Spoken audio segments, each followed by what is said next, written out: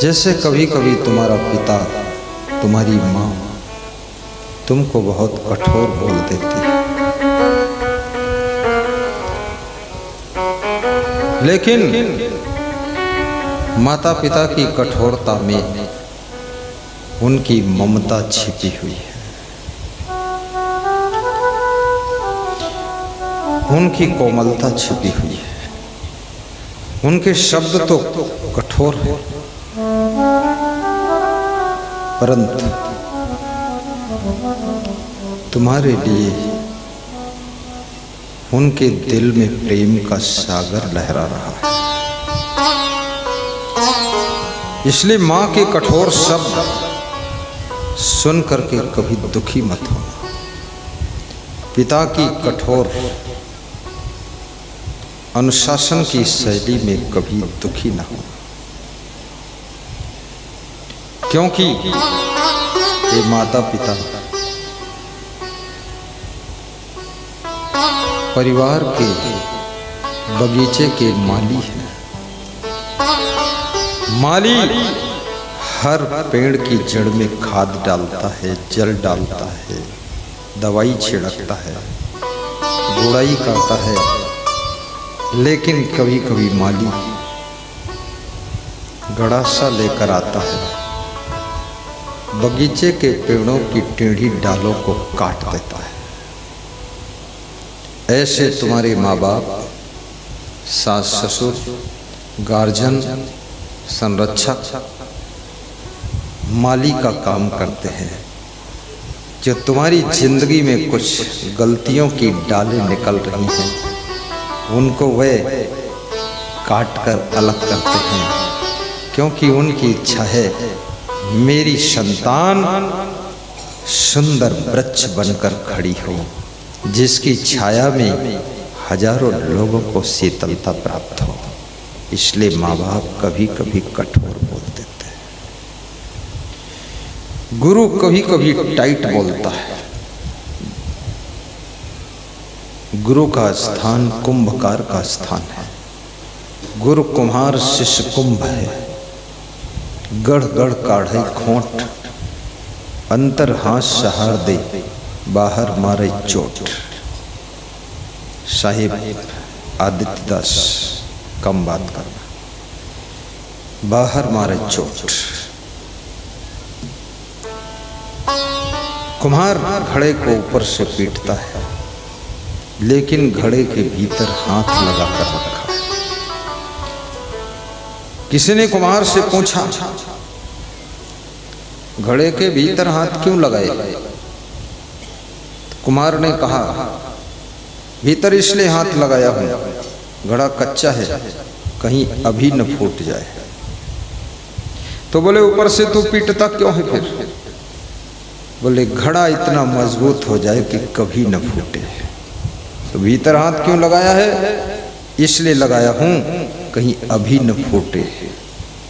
अभी न फूटे, कभी न फूटे, इस स्टाइल के साथ में कुम्हार घड़े की रचना कर रहा है।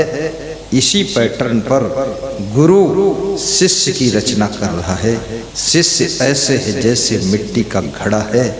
गुरु भीतर से कृपा का हाथ लगाए है, ऊपर से नियम संयम अनुशासन की थपाक मारता है, इसलिए कि शिष्य इतना मजबूत हो जाए कभी न डिगे।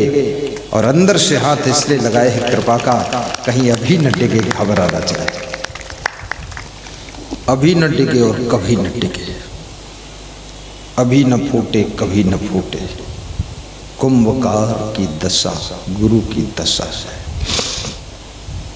माता पिता की भी दशा कुंभकार जैसी ही है। बच्चे को प्रेम इसलिए देते हैं कहीं अभी घबरा के कुछ और ना हो जाए, और डांटते इसलिए हैं कि ये भविष्य में भी अच्छा इंसान बना रहे। माँ बाप की कड़ाई में जो रह जाता है वो पढ़ाई कर लेता है, और माँ बाप की कड़ाई से जो निकल कर भाग जाता है, याद रखना जिंदगी भर ठोकर खाना पड़ता है। गुरु के अनुशासन में तपा हुआ शिष्य जिंदगी में कभी दुख नहीं पाता है और गुरु के अनुशासन से भागकर निकला हुआ शिष्य जिंदगी में कभी न सम्मान पाता है न शांति पाता है। इसलिए गुरु की कड़ाई को भी सह लिया कर। किसी गांव में एक परिवार रहता था। उस परिवार में एक ही बेटा था, इकलौता पुत्र। बहुत खतरनाक हो सकता है, नहीं भी हो सकता है, क्योंकि एक बेटा सिंगल सहारा कभी टूट भी सकता है, और जिनके पास में सिंगल सहारा है, कोई ऑप्शन नहीं दूसरा, वे लोग ज्यादा चिंतित रहते हैं। इसलिए कम से कम 2 पुत्र होना ही चाहिए, और 5 हो जाए 6 हो जाए तो भी कोई बुरा नहीं, क्योंकि ये 5 और 6 ना होने की जिम्मेदारी केवल आपकी ही नहीं है, और भी लोगों की है। और लोग जब इसका ख्याल नहीं कर रहे हैं तो तुम इसकी टेंशन में पड़ो ही मत। जितने होना है होने दो।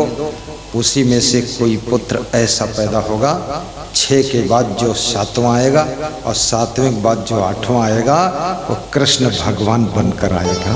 कृष्ण भगवान। ये मोदी भी 6 भाई। देखो, अगर इसकी माँ एक के बाद ब्रेक मार देती तो ये बाहर आता ही नहीं, तो क्या होता, बंद ही हो जाता मामला। तुम कहाँ कारखाना बंद कर रहे हो? फालतू दिमाग नहीं, चालू रहने दो, आने दो, उसी में कोई खिलाड़ी आएगा। ये